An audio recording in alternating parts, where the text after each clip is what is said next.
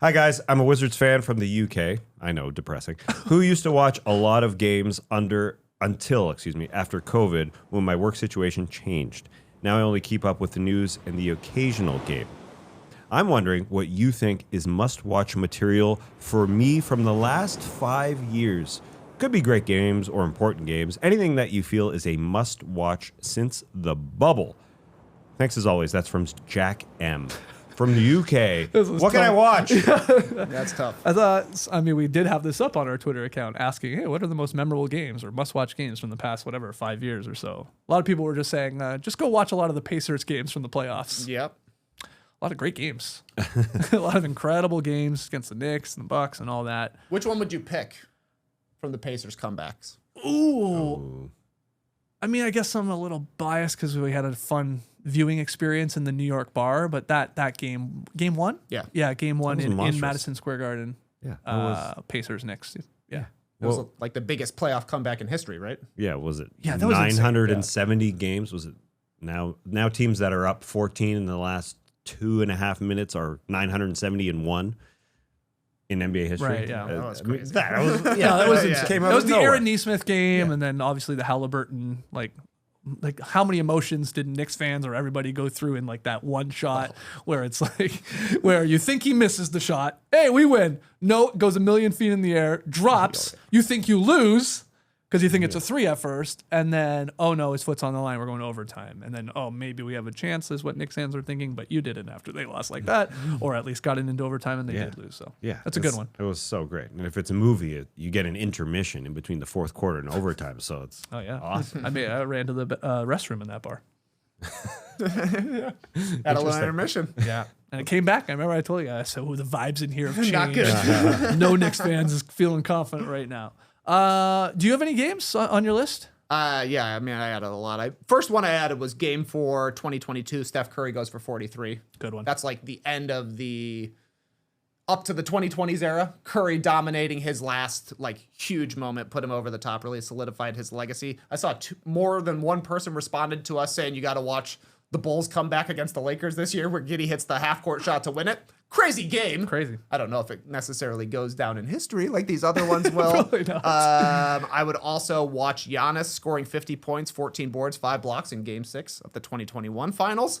But I think the most important game to watch from 2021 was Nets versus Bucks, Game 7, second round. This is when Kevin Durant steps on the line. He has both feet on the line. I don't think I remember that. I remember as being like the smallest smidge of one toe on the line to tie the game rather than win the game. Because they go into overtime and the Bucks end up winning. Well, you said his other foot's on the line? They're both on the line. Yeah. Interesting. His left foot steps more on the line and his right foot does have basically just a toe. But man, this is like a crazy game for KD. 53 minutes he plays, 48 points, 9 rebounds, 6 assists. Giannis has 40 and 13 in this game. And it's like one of the all-time sliding doors moments, especially in this time frame that we're asking about here, because that turns into Giannis's first title.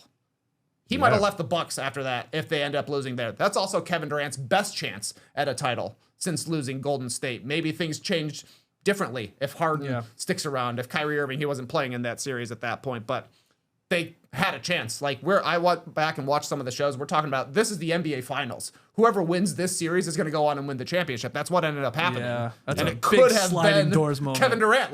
If Durant pulls off that championship, his reputation is a lot better today. We're talking about top 10 all-time guy with a lot of credit for that championship because Harden is barely able to run around at that point. Right. Netflix needs to make a movie about that series in general because Kyrie Irving also got injured when the Nets were up 2-1 in that series.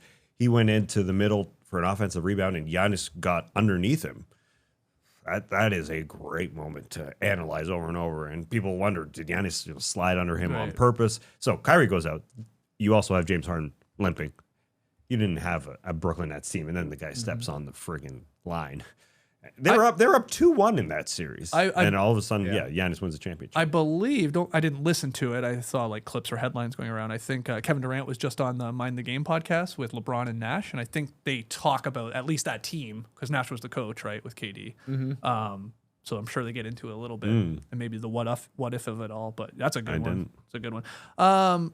I mean, if I'm looking at just this finals, like game 4 was pretty damn awesome, where it's like, holy crap, like, I mean, are the Pacers going to go up 3-1 and then sort of SGA with the takeover? That was just great. The whole finals was honestly amazing, like competitive games and obviously great defense and stuff like that. The only other one I'll add to the list, it's not an NBA game, but you would have to watch the gold medal game between USA and France from the 24 Olympics. Like, to me, that's like one of the most iconic games of all time to me. I mean, I know it's international, different than the NBA, but what a moment when Curry catches fire and places going bonkers. And France looks like they might do it. That was so good. Yeah. That whole tournament was amazing. Yeah, I wrote down Steph Curry game 4 in the 2022 finals. Not only was it his best finals game of his career, but also he'd call it his best series, best finals of his career. He was just so good. And game 4, he saved them. And the Celtics were up 2-1 in that series. He comes back and wins that thing to have a 43-point game in the finals. One of the best players here of our era, obviously. That was very special. People will say, well, he had a better game against the Raptors. He had a 47 against the Raptors. It was not the same because everyone was injured. And he was having a box thrown out at him, you know, by Nick Nurse. So that one was serious. That was special, especially Steph Curry. That was the culmination of his entire career, the coronation of his entire career, to win a finals like that after, you know, the whole Kevin Durant thing. That was his best finals. Yeah. It's tough to keep track to me of like what year it was when so and so hit crazy shot. Like what year was Lillard's bomb when he said goodbye to Paul George? Okay, so that's like doesn't make the cut here yet. Is it? I think so. It was Paul George's You first. can tell me it's 4 years ago. Paul George signed with the Clippers in 19. Isn't that right? That sounds right. And he was the Thunder. Yeah. Yes. So it must be prior to the bubble. It must be. 17 It or must 18, be. yeah. I mean, that would if we could go back further, that's an awesome ass moment with the photo when he's looking at the camera. very cool. He's got the wave and bye. Great questions here.